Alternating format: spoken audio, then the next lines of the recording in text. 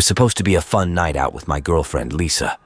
We'd planned to drive to the haunted house attraction that was set up in the woods, about an hour away from our town. We had heard good reviews about it, and we both loved horror movies and thrillers. We thought it would be a great way to spice up our relationship and have some adrenaline rush. We left around 9 p.m. after having a quick dinner at a nearby diner. The night was dark and chilly, and the road was mostly empty. We played some music on the radio and chatted about our day. Lisa seemed excited and happy, and I felt the same. We were looking forward to a memorable night. As we got closer to our destination, the road became narrower and more winding. The trees on both sides of the road were thick and tall, creating a canopy of shadows. The moon was hidden behind the clouds, and the only light came from our headlights. We turned off the music and listened to the GPS directions. It said we were only 10 minutes away from the haunted house. "Are you ready to be scared out of your mind?" Lisa asked me with a playful smile. "I'm ready to protect you from any ghosts or zombies that might come our way," I replied, squeezing her hand. She laughed and kissed me on the cheek. "You're so sweet, but don't worry, I can handle myself. I'm not afraid of anything." I smiled and kissed her back. "Me neither. We're a brave couple." We continued driving, following the GPS voice. It told us to turn right at the next intersection. We did, and entered a dirt road that was even darker and narrower than the previous one. The trees were closer to the road, and some branches scratched the sides of our car. We slowed down, and I felt a slight sense of unease. "Are you sure this is the right way?" I asked, looking at the GPS screen. It showed a red dot that indicated our location, and a blue line that marked the route. It said we were 5 minutes away from the haunted house. "I think so," Lisa said, looking at the screen too. "Maybe this is part of the attraction. You know, to build up the suspense and atmosphere." "Maybe," I said, not convinced. "But it doesn't look very inviting. It looks more like a trap." Lisa rolled her eyes. "Don't be such a scaredy cat. It's just a dirt road. What's the worst that could happen?" I shrugged. "I don't know. Maybe we'll get a flat tire, or run out of gas, or encounter a serial killer, or—" "Stop it," Lisa said, hitting me lightly on the arm. "You're being ridiculous. Nothing bad is going to happen. We're almost there. Look, the GPS says we're 3 minutes away." She pointed at the screen, and I looked at it. It did say we were 3 minutes away, but something else caught my eye. The blue line that marked the route had disappeared. The screen was blank, except for the red dot that showed our location. "Hey, what happened to the map?" I asked, tapping the screen. "Where did the route go?" Lisa looked at the screen again and frowned. "That's weird. Maybe it's a glitch. Try refreshing it." I pressed the refresh button, but nothing changed. The screen was still blank. "Great," I said, feeling annoyed. "Now we're lost in the middle of nowhere with no map, no signal, and no idea where to go." Lisa sighed. "Don't panic. Maybe we just need to restart the GPS. Turn it off and on again." I did as she suggested, but it didn't help. The screen was still blank. "Damn it," I said, cursing. "This is not good. This is not good at all." Lisa tried to calm me down. Hey, it's okay. We're not lost. We're just temporarily misplaced. We'll find our way out. Maybe we just need to keep driving until we see a sign or something." I looked at her and saw that she was trying to hide her own nervousness. She was biting her lip, and her eyes were darting around. She was scared too. I decided to act brave for her sake. "You're right," I said, forcing a smile. "We'll be fine. We'll find our way out. Let's just keep driving." She nodded and gave me a weak smile. "Okay, let's do that." We kept driving, hoping to see a sign of civilization. But we didn't. The dirt road seemed to go on forever, with no end in sight. The trees were getting denser and darker, and the air was getting colder and thicker. We felt like we were driving into a nightmare. We drove for what seemed like an eternity, but the GPS still said we were 3 minutes away from the haunted house. It was like we were stuck in a loop, or a time warp, or a horror movie.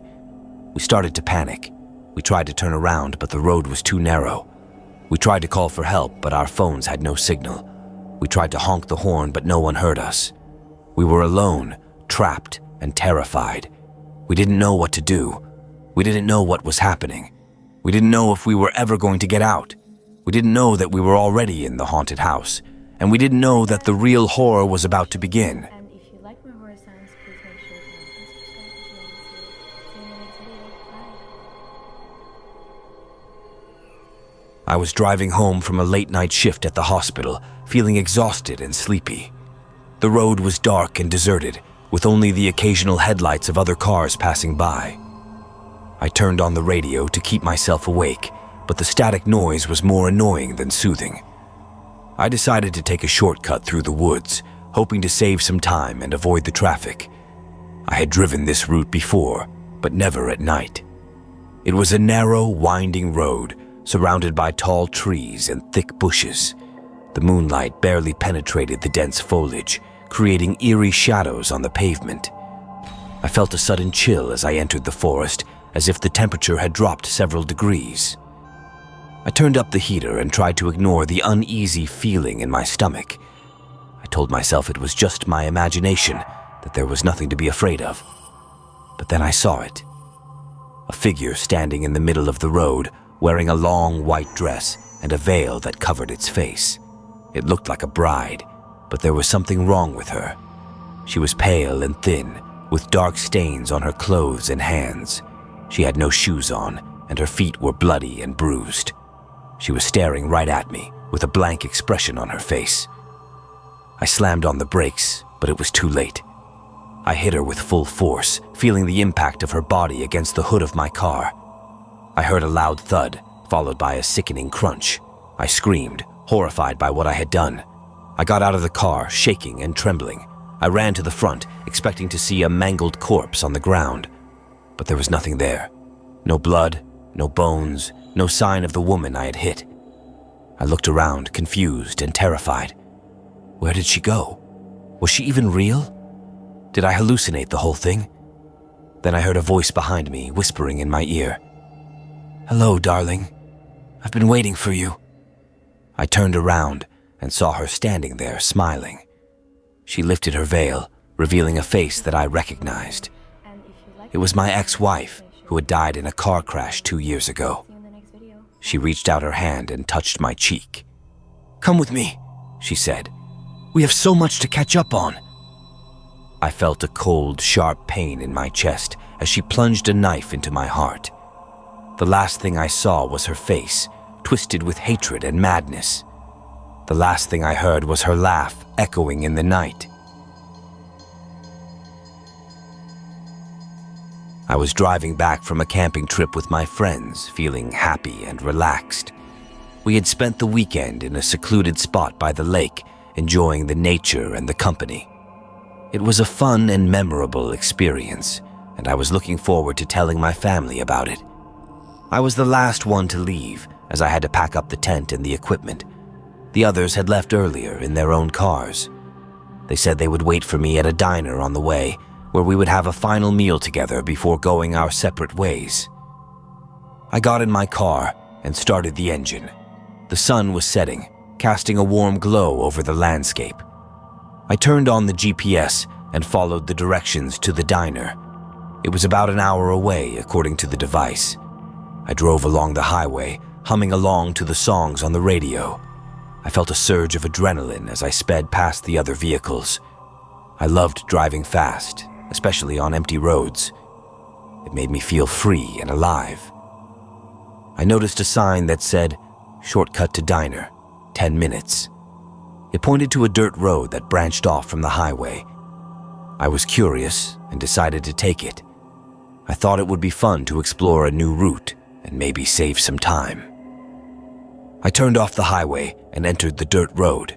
It was narrow and bumpy, with potholes and rocks. The trees and bushes were thick and overgrown, blocking the view of the surroundings. The sun was almost gone, and the darkness was creeping in. I felt a sudden change in the atmosphere, as if I had crossed into a different world. The air was cold and damp, and the silence was oppressive. I turned on the headlights and tried to ignore the uneasy feeling in my chest. I told myself it was just a shortcut, that I would be out of there soon. But then I saw it. A car parked on the side of the road with its hazard lights on. It looked like an old, rusty sedan with dents and scratches. There was a man standing next to it, waving his arms. He looked like he needed help. He was wearing a plaid shirt and jeans, with a baseball cap and a beard.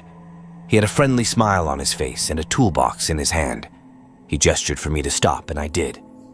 I rolled down the window and asked him what was wrong. "Hey, buddy, thanks for stopping," he said. "I'm having some trouble with my car. Do you think you could give me a hand?" "Sure, what's the problem?" I said. "Well, it's the battery. It's dead. I need to jump-start it, but I don't have any cables. Do you have any?" I checked the trunk of my car and found a pair of jumper cables. I grabbed them and got out of the car. I walked towards the man and handed him the cables. "Here you go," I said. "Thanks. You're a lifesaver," he said. He opened the hood of his car and attached the cables to his battery. He asked me to do the same with mine.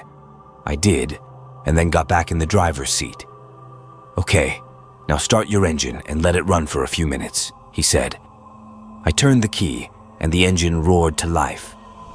I waited and watched the man. He seemed to be checking something under the hood of his car. He nodded and gave me a thumbs up.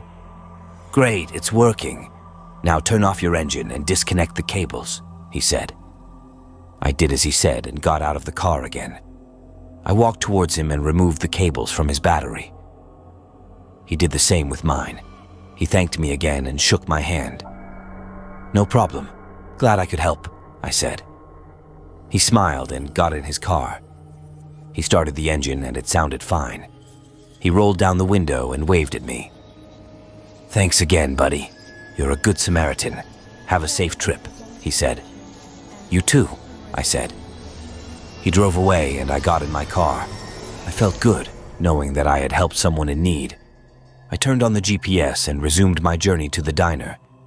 But then I heard it, a voice coming from the back seat whispering in my ear. "Hello, friend. I've been waiting for you." I turned around and saw him sitting there, grinning. He had a knife in his hand and blood on his clothes. He was the serial killer who had been terrorizing the area for months, luring unsuspecting drivers into his trap. He'd killed my friends and taken their car. He had faked the breakdown and tricked me into stopping. He had switched the cables and drained my battery. He had followed me and snuck into my car. He had waited and watched. He had planned and executed. He had me and he knew it. He stabbed me and laughed. The last thing I saw was his face, twisted with pleasure and malice. The last thing I heard was his voice echoing in the night. "Goodbye, friend. It was nice knowing you."